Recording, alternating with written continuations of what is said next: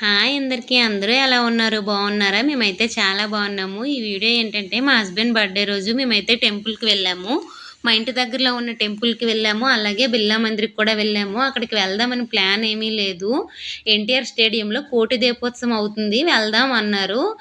అలాగే అక్కడి వరకు వెళ్తున్నాం కదా! బిర్లా మందిర్‌కి వెళ్దామని సడెన్‌గా అనుకునైతే వెళ్ళాము. జనాలంటే రష్ ఏమీ లేకుండా టెంపుల్ ఖాళీగా ఉన్నప్పుడైతే చాలా పీస్‌ఫుల్‌గా ఉంటుందండి. మీలో ఎవరైనా ఎప్పుడైనా ఈ టెంపుల్‌కి వెళ్లారో లేదో నాకైతే కింద కామెంట్ సెక్షన్‌లో కామెంట్ చేయండి. టెంపుల్ అయితే చాలా బావుంటుంది.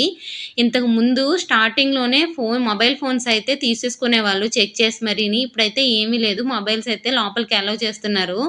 లోపల దేవుడిని కూడా మీకైతే వీడియో లాస్ట్‌లో అయితే చూపించా. చాలా బావుంటుంది. చాలా హైట్‌గా తిరుపతిలో చూసినట్టుగానే ఉంటుంది.